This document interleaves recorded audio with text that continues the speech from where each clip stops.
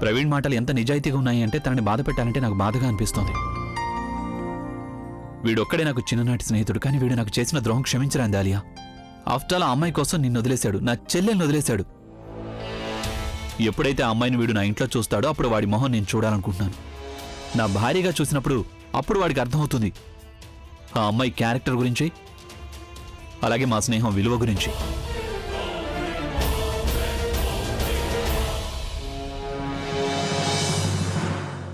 మీరేమీ కంగారు పడకండి, అన్ని అరేంజ్మెంట్లు పూర్తయిపోయాయి. మీరు మాత్రం అందరూ కరెక్ట్గా టైంకి వచ్చేయండి.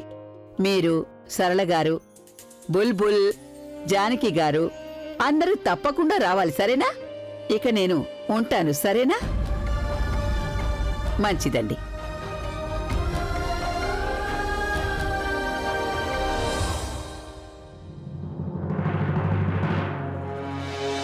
ఐ నో ఈ అమ్మాయి నీకు తగింది కాదు, బట్ ప్లీజ్ మాలాగా కాస్త నువ్వు కూడా తన్ని భరించాలి. హలో, కళ్ళ కంఠం పూర్తయిందంటే కాస్త బయట ప్రపంచానికి వస్తావా? ఇదిగో నీకోసమే చీర. ఓ, ఏమైంది? ఇలాంటి డ్రెస్ని నువ్వు కేవలం షోరూమ్స్లో లేక స్టార్స్ వేసుకోవడం మాత్రమే చూస్తుంటావు. ఐ నో, నువ్వు కూడా ఇదే ఆలోచిస్తున్నావు, కానీ ఎక్కువగా సంతోషించుకో. ఎలాగో నీకు ఈ డ్రెస్ వేసుకునేంత అర్హత లేదు, కానీ మా అన్నయ్యకి భార్య కాబట్టి మేము నీకు ఇవన్నీ చేయాల్సి వస్తుంది. After all we have to hold hour reputation. లేకపోతే నువ్వు ఈ 1,00,000 డ్రెస్ వేసుకోవడమా? ఒకటి అర్థం చేసుకో, నీ చేతికి గోరింటాకుంచుడు, అది పోనంత వరకు నువ్వు ఈ రంగుల ప్రపంచాన్ని ఆస్వాదిస్తూ ఉండు. ఎందుకంటే ఆ తర్వాత నిన్ను నీ ఒరిజినల్ స్థానంలోకి మేము పంపించేస్తాం. అంటే నీ మిడిల్ క్లాస్ లైఫ్ స్టైల్ మాత్రమే నీకుంటుంది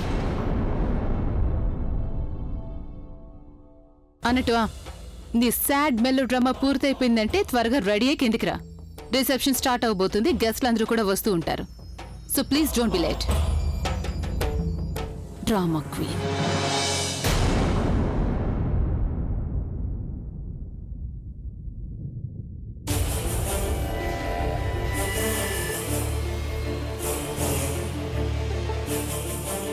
వీళ్ళందరి దృష్టిలో బట్టలకి విలువుంది తప్ప మనుషులకి ఏ విలువ లేదు.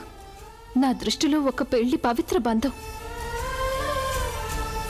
కానీ ఈ పవిత్ర బంధాన్ని వీళ్ళందరూ పగ తీర్చుకోవడానికి వాడుకుంటున్నారు. వీళ్ళు కుట్ర పన్నారు, కానీ ఇక వీళ్ళ ఆటలను నేను సాగనివ్వను. నేను ఒక్క నిమిషం కూడా ఈ ఇంట్లో ఉండలేను. ఊపిరి ఆడడం లేదు నాకిక్కడ. ఏది ఏవైనా సరే నేను ఇక్కడి నుంచి వెళ్ళిపోతాను ఇక్కడి నుంచి. నాకు అసలేం అర్థం కావట్లేదు, ఇంట్లో ఎవరు ఏం చేస్తున్నారు, ఎవరు ఏం ఆలోచిస్తున్నారు అని. ఎవరి చేతైతే ఇదంతా ఖర్చు పెట్టించాలో వాళ్లతో అసలు ఖర్చు పెట్టించలేదు. కానీ ఇప్పుడు చూడండి రిసెప్షన్కి ఎంత ఖర్చు అవుతుందో. నా గనక ఒకవేళ అంత డబ్బించి ఉంటేనా నేను ఫిక్స్డ్ డిపాజిట్ లో వేసుకుంటాను. తర్వాత ప్రశాంతంగా ఇంట్రెస్ట్ తో బతకచ్చు. అందుకనే నీకు ఇవ్వలేదు. మీరు కొంచెం ఊరుకుంటారా?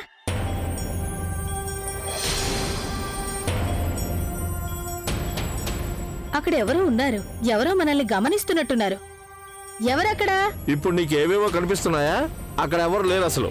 నేను చూశాను, అక్కడ ఎవరో ఉన్నారు. సరిపోయింది. వయసు పెరిగే కొద్దీ నీకు భ్రమలు కూడా కలుగుతున్నాయి. ముసల్దాని లక్షణాలు స్పష్టంగా కనబడుతున్నాయి. నీకు సీనియర్ సిటిజన్ కార్డు తొందరగా తీసుకోవాలి. తీసుకుంటే మంచిదేలేండి, కనీసం సర్కారు వాళ్ళిచ్చే డిస్కౌంట్లైనా దక్కుతాయిగా. ఈ ఇంటి నుంచి అయితే నాకేమీ దక్కేట్టు లేదు. సర్లే పద, ఇంకా చాలా పనులున్నాయి. పదండి.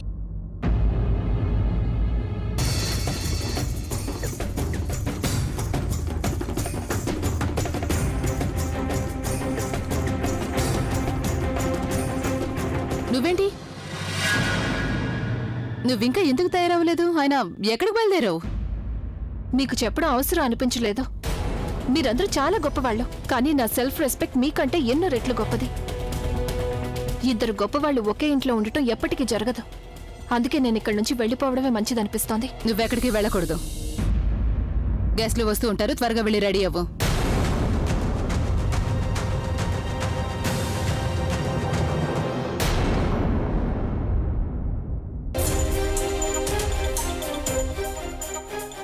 ఆ బోరింగ్ పెళ్లిలో నాటకం ఆడి ఆడి అలసిపోయాను. తన మొహం గుర్తుకొస్తేనే అసహ్యం వేస్తాను.